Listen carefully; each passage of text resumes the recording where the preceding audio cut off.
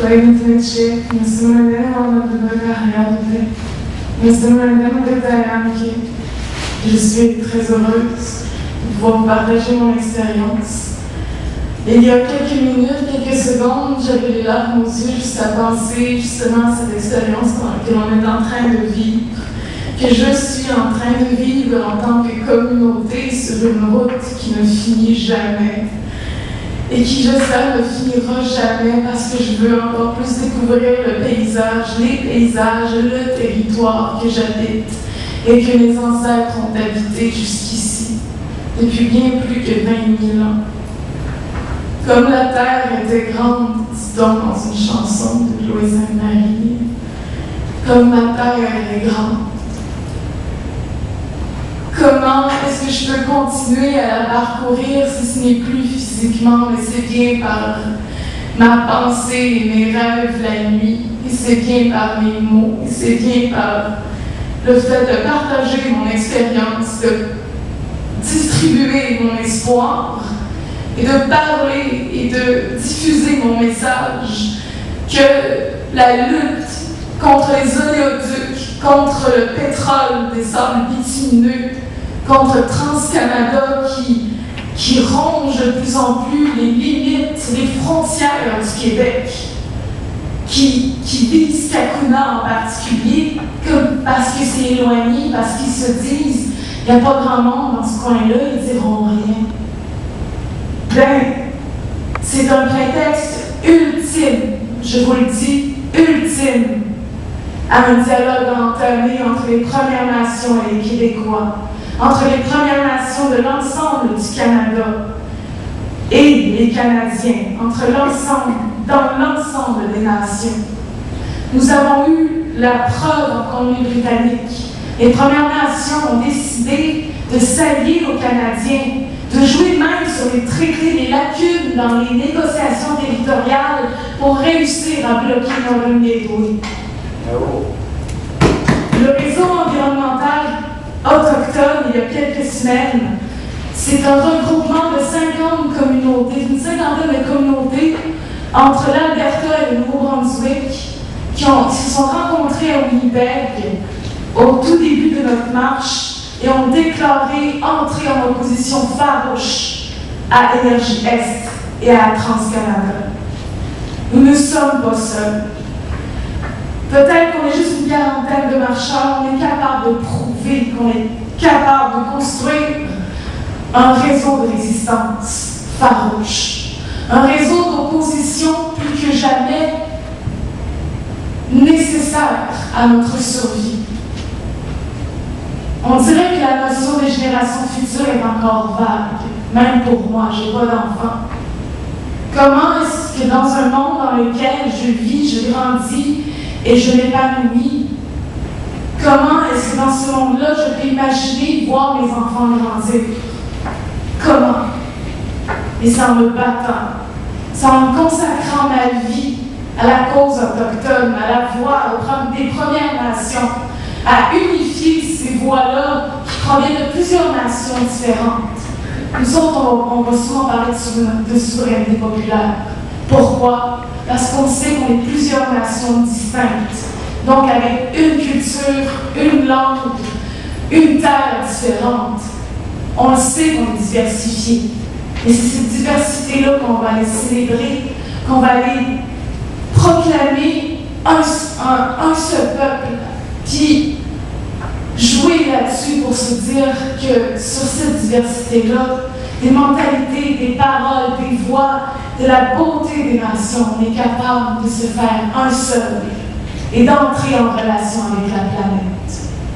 D'entrer en relation, d'aller rechercher l'équilibre vers cette harmonie-là avec la planète. La roue de la médecine. La roue de la médecine, la rose des vents, les 4 directions, les 4 éléments. Ce sont aussi les 4 parties de l'être humain. Est-ce que vous vous considérez comme un être humain? Considérez-vous comme un seul individu? Donc, si vous êtes un individu, considérez-vous être une communauté? Une communauté peut être un individu qui peut entrer, qui peut venir au bout d'une infime partie de personnes qui ont le pouvoir sur tout, parce qu'ils ont dépossédé le reste des nations. J'ai 23 ans, puis je ne comprends pas pourquoi, qu'à mon âge, je ne peux pas penser à d'autres choses que les études, puis à la vie que j'ai envie de construire. Parce que l'urgence, c'est dans mon ventre. L'urgence, c'est dans les larmes que je pleure, puis que j'essaie de retenir le plus souvent. Parce qu'on n'est pas capable de voir plus loin que le bout de notre nez puis notre zone de confort. Si je marche, si nous marchons, c'est pas seulement pour entrer en opposition à un énorme projet bien trop gros. Je me sens infiniment petite à côté de ça. Juste à cause de la cupidité humaine et de l'orgueil humain.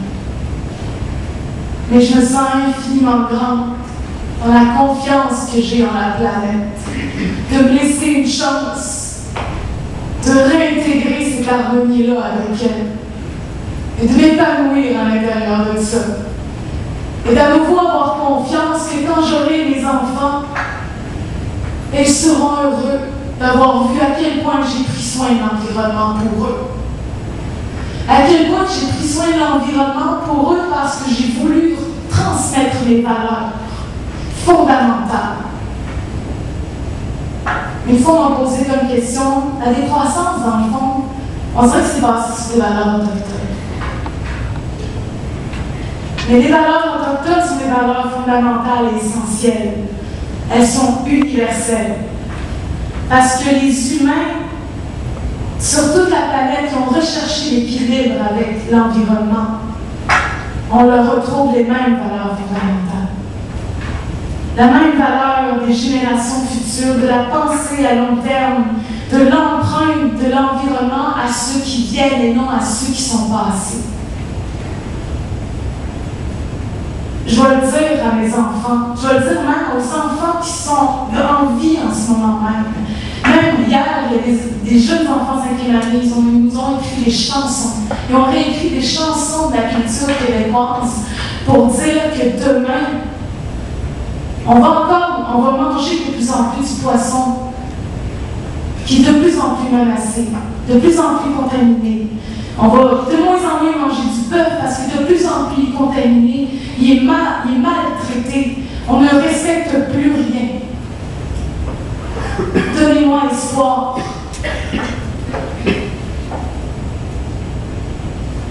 En vous disant que vous êtes capable d'avoir plus de respect pour ça, pour l'environnement. Et de vous sortir de l'attitude coloniale qu'on vous a inculquée toutes ces années. C'est même pas par vos parents et vos grands-parents.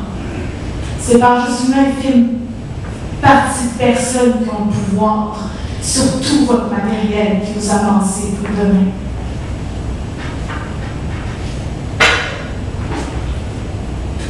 Nous avons un grand chemin à faire, un grand travail à accomplir ensemble. Sortez-moi de ma douleur. Sortez-moi de ma colère.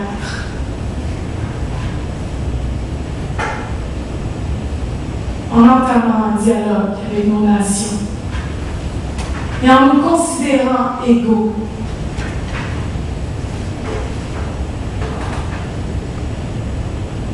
Donnez-moi l'espoir, je vous le demande, à vous et en la puissance de l'éducation populaire.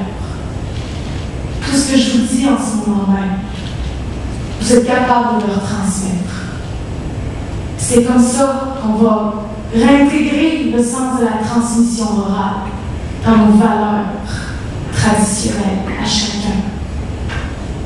Et c'est comme ça qu'on va réussir à construire cette résistance-là et à retourner à nos valeurs fondamentales en tant qu'être humain. Et si nous demandons à la Terre de réintégrer ces relations-là que nous avions auparavant, anciennement, elle va nous laisser une chance. Mais ça en commençant maintenant. Maintenant.